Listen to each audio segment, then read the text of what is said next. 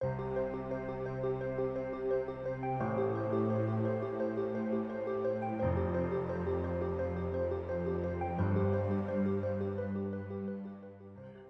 배우고 라고 하는 말씀은 아무거나 배우라 라고 하는 것이 아니라 우리에게 성경은 하나님의 말씀을 배우고 확신한 일에 거하라.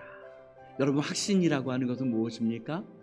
흔들리지 않는 것을 말합니다. 거한다라고 하는 것은 무엇입니까? 계속적으로 흔들리지 않는 그 확신 속에 머무르라 라고 말씀하고 있습니다.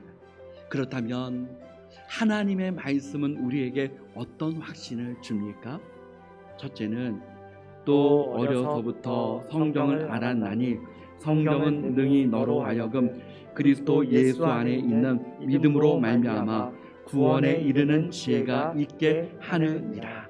아멘. 하나님의 말씀을 가까이 하면 할수록 구원의 확신이 있게 됩니다.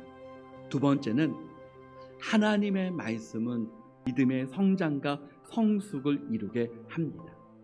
모든 성경은 하나님의 감동으로 된 것으로 교훈과 책망과 바르게 함과 의로 교육하기에 유익하니, 셋째는 하나님의 사람으로 온전케 합니다. 이는 하나님의 사람으로 온전하게 하며 모든 선한 일을 행할 능력을 갖추게 하려 함이라.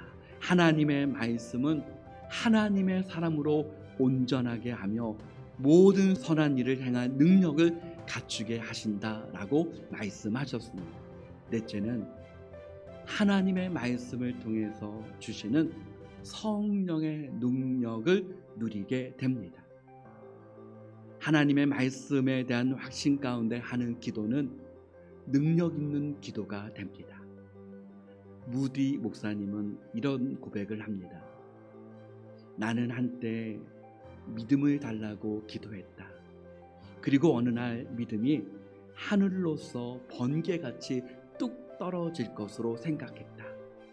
그러나 믿음은 그렇게 오는 것 같지 않았다.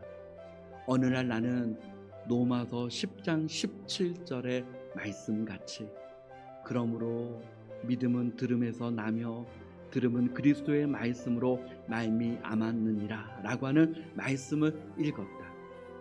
하나님의 말씀을 가까이 하며 기도하니 믿음이 자라기 시작했다라고 고백합니다.